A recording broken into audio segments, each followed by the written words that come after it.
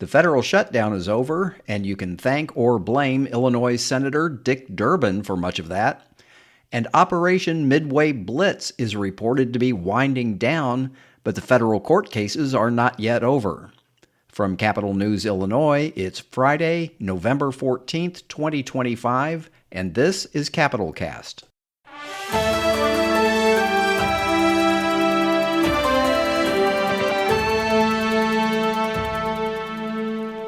Hello and welcome to another edition of Capital Cast, a regular podcast of Capital News, Illinois. I'm Peter Hancock, and I'm joined today by my colleagues Ben Szalinski here in Springfield and Hannah Meisel from our Chicago bureau. Ben and Hannah, thanks for being here.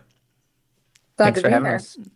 Yeah, so this week kind of marked a turning point in two big events that have dominated the news for the last several weeks.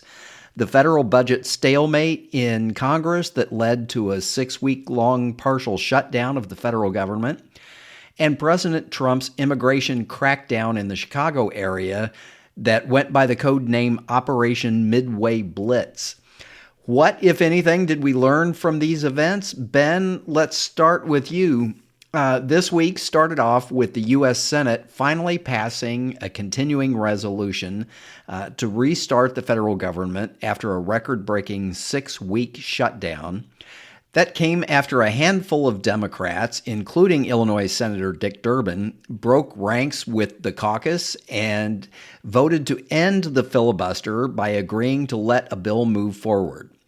On Thursday, Durbin was home in Springfield, where he met with reporters, and here's how he explained his vote.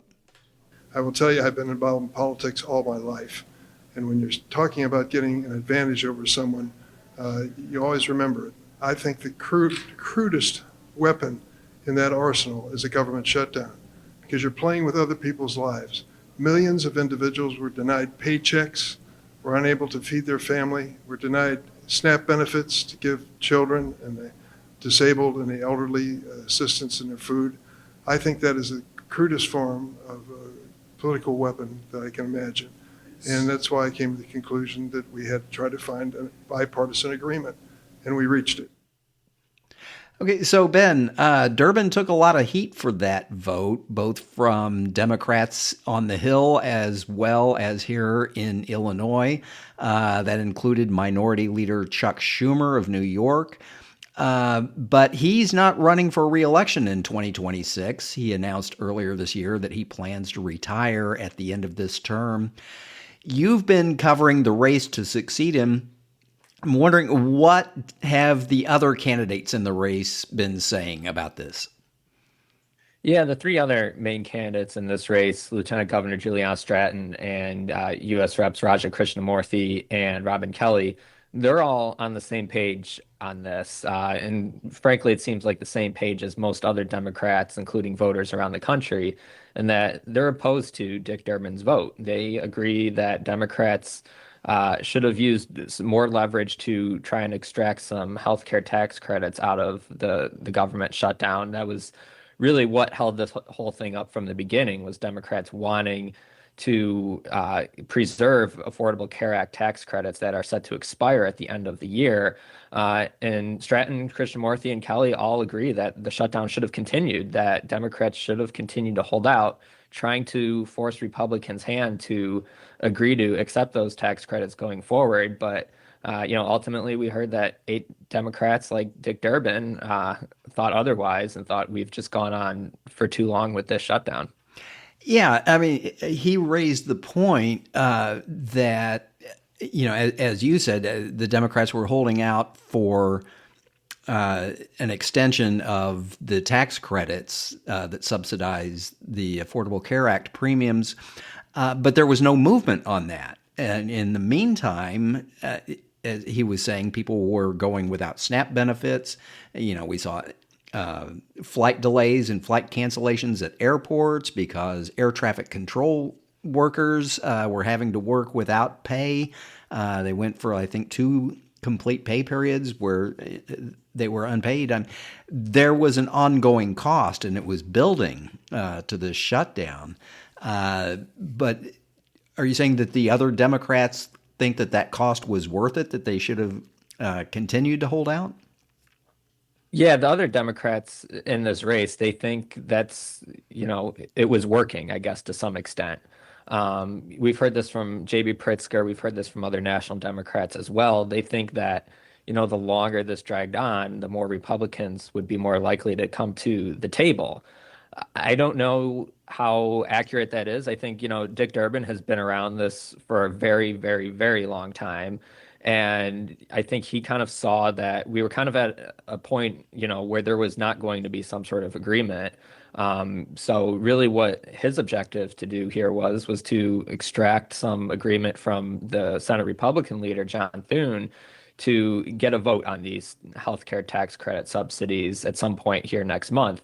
So that's kind of the win that Durbin believes he's coming out of this with, is that there's at least going to be a vote on this, because John Thune was pretty clear that there will be no vote on any of this until after the shutdown ends. But, as we hear from these Senate candidates and a lot of other Democrats, they think that, had this dragged out longer, had the pain continued, maybe voters would flip on Republicans and voters would start to blame Republicans, because the Republicans are the ones in charge in Washington for the shutdown. The president didn't have very much of a hand at all in trying to end this shutdown in any way, even at the end.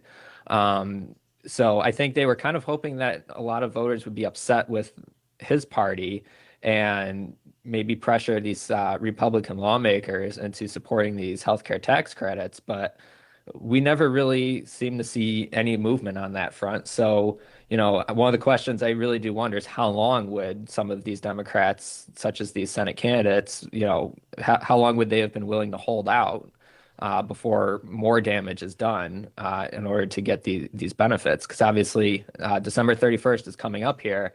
That was the deadline. I don't know that those tax credits are going to get put in place before the end of the year at all. Certainly doesn't seem like they would have been put in place either had the shutdown continued up to that point. Okay. Well, I want to turn to the other major story of the week, which was Operation Midway Blitz. Hannah, there were reports this week that the operation may or may not be winding down in Chicago. You've spent most of the last 6 weeks attending federal court hearings related to several cases stemming from that operation. What are you hearing from your sources about whether or not this enhanced immigration enforcement program is winding down up there? Well, I do think it very well could be winding down. In fact, I saw a clip this morning, Bovino on cable television, saying that he was actually not even in Chicago anymore.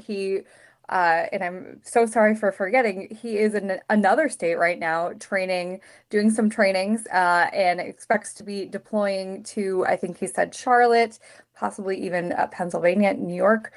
And, I think it makes sense. These Border Patrol agents, they're normally on the U.S. southern border. They're in the desert.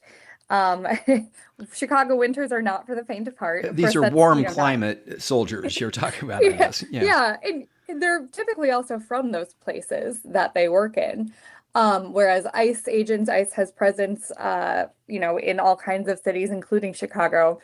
The Sun Times reported the other day that, they might be leaving as soon as this week. However, they could be back fourfold in March. And I think that's, kind of really interesting to, of course, this operation has left a lot of people feeling unsafe, and to, provide some sort of warning that, like, we're going to be back. That means that a lot of people who feel targeted, who feel that their families or communities are targeted, aren't gonna, get that sense of safety back that they had before this, second Trump administration expanded their immigration enforcement. So this program has been met with opposition at every level and at every turn. I mean, lawsuits have been filed to try and stop the president from nationalizing or federalizing the National Guard. There have been lawsuits against ICE and other immigration officials for the tactics. Sort of wondering where we stand on these. In particular, there was one over the conditions at an ICE facility in the town of Broadview, just outside of Chicago, where a lot of people were being held. What's the latest on that case that you can tell us? That's right. Last week, a federal judge issued a temporary restraining order, basically requiring ICE to clean up that facility in Broadview after an all-day hearing where we heard from, I think it was 5 people who had been kept in Broadview for anywhere from a day to 5 days, and they testified about the horrific conditions for the men, especially in the rooms that they were being held. Sometimes absolutely no room to even lay down on the floor. They were sleeping in plastic chairs, or if they were lucky, getting a spot on the floor, and overflowing toilets, not getting more than 2 cold sandwiches a day in some cases, not getting enough water, just generally, squalid conditions. Because this facility is not meant to be a detention center. It's meant to merely be a processing center where people are supposed to only be held up to 12 hours at a time. But, as these immigration enforcement campaign has ramped up, you just have way too many people than you can deal with.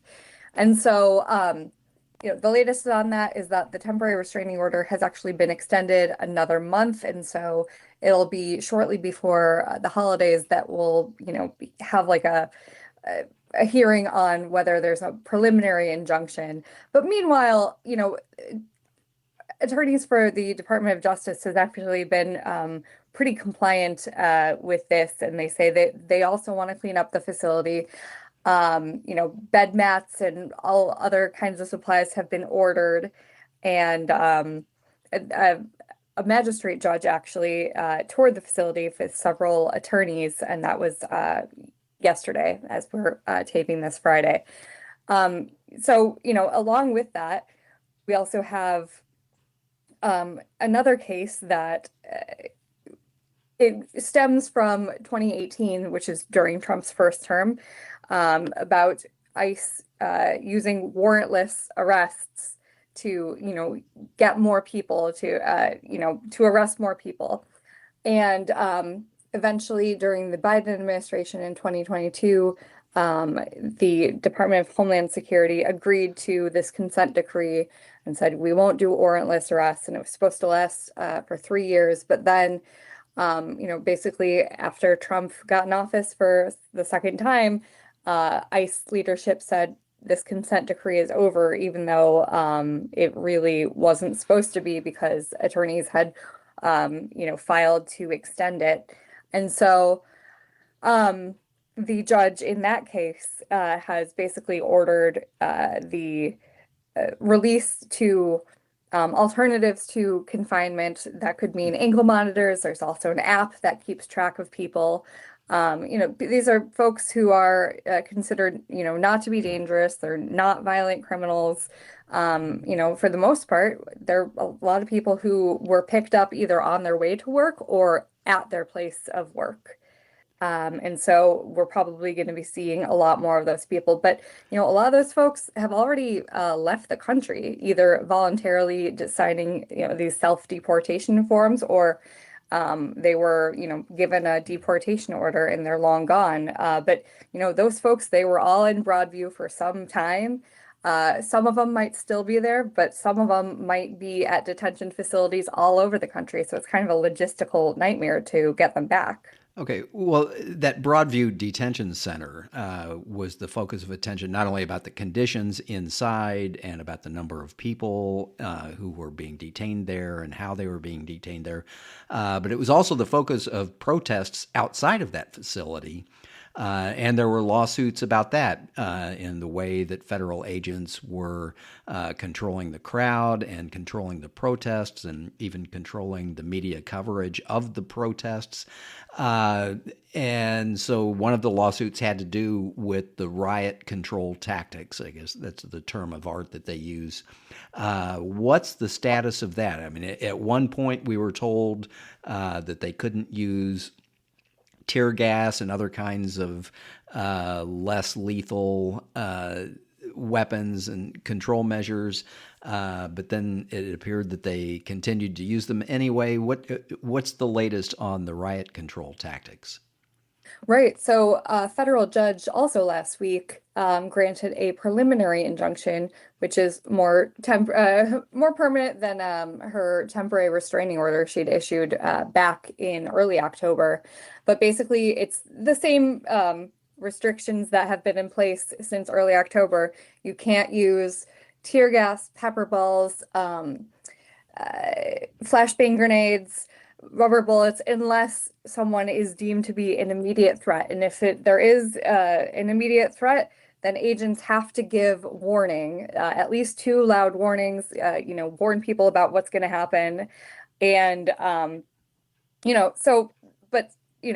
during the time that the temporary restraining order was in place, and even in the last week since the preliminary injunction's been in place, attorneys allege that the agents keep using these weapons anyway without those proper warnings in place, including this past weekend in a close suburb of Chicago. An agent allegedly fired pepper spray into a car. They were going opposite ways on the road, and that pepper spray, got onto a baby, a toddler, but a very, very young child. And, that was just one of several incidents that attorneys keep filing and saying, hey, this is an apparent violation of this order. The judge in that case has, I don't think it's quite scheduled yet, but she would like to have a trial in March to make, to see if these things need to be made even more permanently. And like we talked about earlier, March is when these agents might come back to, Operation Midway Blitz Part 2, whatever they might call it. Okay, and then there was also a group of protesters, maybe some people referred to them as the Broadview Six. They included some high-profile activists as well as political candidates who are on the ballot, who are maybe trying to get a little bit of publicity by being out in the protests. They've been formally charged and arraigned, I believe.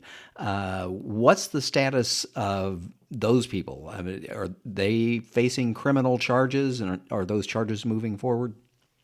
That's right. This week, we had 9th Congressional District candidate Kat Abighazaleh and 5 others who hold lower level positions in politics.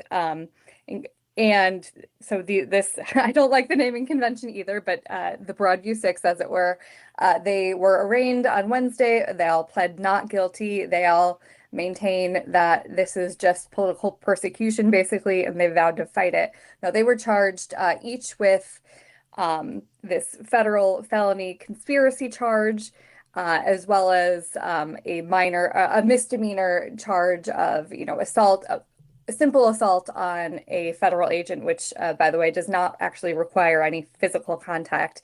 What they were doing was they were 6 of at least a dozen people who, back in September, at the height of the protests in front of the Broadview facility, they were blocking this vehicle, blocking this agent coming into the ICE facility, pounding on the hood and windows of the vehicle.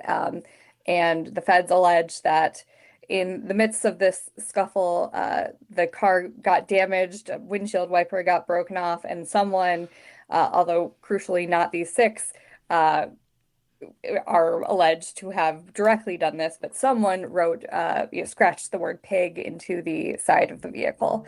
I got curious about how often this charge of conspiracy is used for protesters and protest adjacent activity. And it turns out it's not often, but at least one researcher, legal researcher, pointed out that it seems to be on the rise. And so I looked at several cases that came out of the Los Angeles riots this summer, and pretty much all of them have already fallen apart when these people were charged with conspiracy. Okay. So I'm guessing, as you mentioned, that this all began as early as September when they started stepping up enforcement actions.